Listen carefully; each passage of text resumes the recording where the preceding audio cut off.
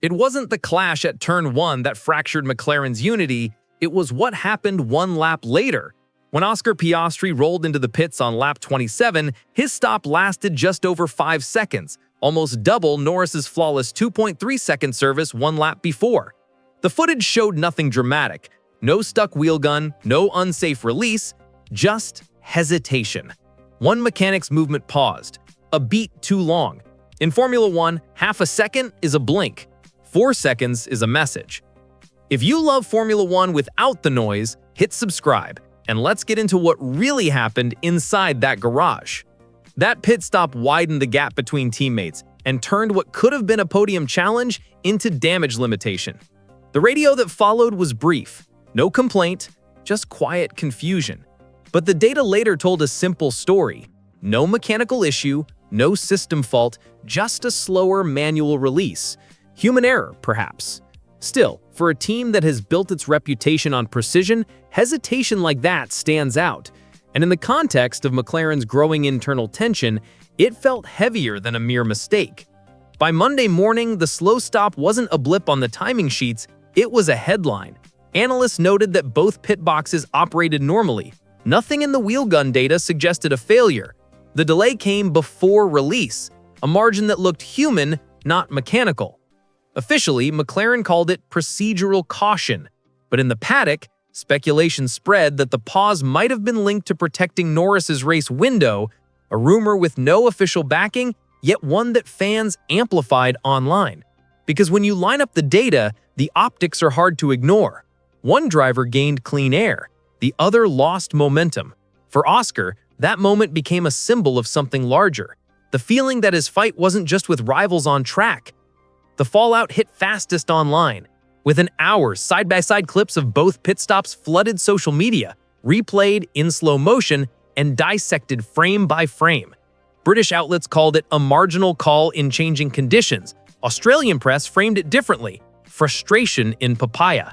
The contrast reflected something deeper: McLaren's split identity between its British roots and its new Australian rising star. Zak Brown stepped in quickly on Sky Sports, insisting both drivers had equal strategy. Still, the narrative had already split: logic on one side, loyalty on the other. In the paddock, rival mechanics could sense the unease. "You can feel it from 10 garages away," one Red Bull engineer joked. For the first time since joining McLaren, Oscar Piastri walked through the media zone without his trademark grin, a quiet sign that something inside the team had shifted. Behind the scenes, data analysts reviewing pit telemetry noticed something else. Piastri's pit lane delta was exactly 1.7 seconds longer than expected, but the stoplight delay was nearly identical to Norris's. That meant the time loss occurred purely from manual hesitation, not an equipment fault.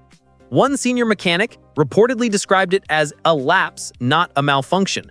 The detail didn't prove sabotage, but it added fuel to a fire already burning among fans. Numbers don't lie. In Singapore, Norris finished third, Piastri fourth, just 3.3 seconds apart at the flag. That result extended Piastri's advantage in the standings to 22 points, but the mood didn't feel like victory. Over recent races, McLaren's strategies have shown a subtle pattern. Norris has received early undercut calls. Piastri often runs longer stints. On paper, that's tactical variation.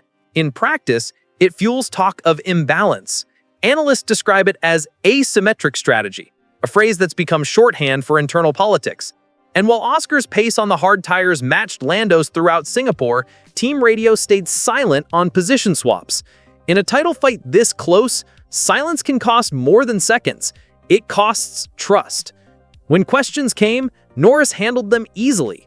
"That's just racing," he told reporters, calm and unbothered. To UK media, he looked every bit the composed team leader. To the Australian press, it sounded like indifference. Insiders defended the pit call logic. Lando was under pressure from Russell, one strategist told the race, and that may well be true. But history inside this garage shows a pattern of one-way priority calls. Even Jenson Button, normally diplomatic, told Sky F1, "If I'm Oscar, I'd be frustrated." There's consistency missing there. Consistency, not pace, is the currency of fairness in Formula 1, and the longer McLaren avoids that conversation, the louder it grows. Inside Woking, the tension is quiet but visible. Engineers confirm that post-race debriefs are increasingly handled separately by each driver's engineering group, an operational reality for efficiency, not a feud. Still, the optics of distance feed perception. Team principal Andrea Stella remains publicly calm, brushing off speculation of investigation into the pit delay. "We're focused on the next race."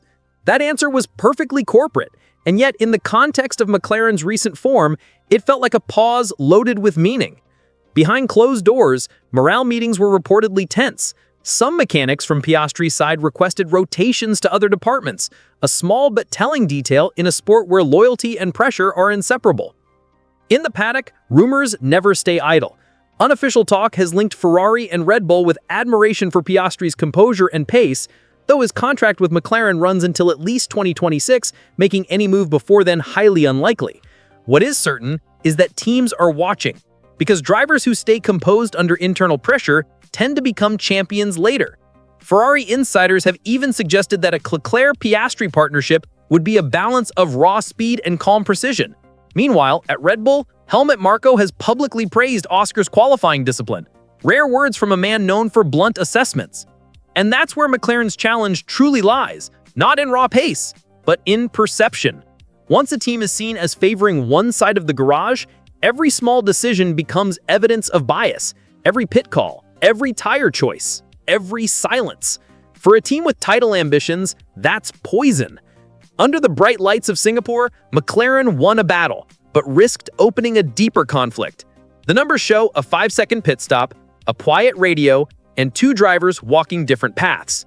The rest, the hesitation, the optics, the whispers, belong to interpretation. Yet Formula One history warns what happens when small divides go unspoken. Prost and Senna, Hamilton and Rosberg. Rivalries ignored from above always return stronger. McLaren's challenge now isn't pace, it's unity. Because trust once lost in a pit lane isn't rebuilt by the next stoplight. If you want to follow where this story goes next, stay with us. The battle inside the papaya is far from over.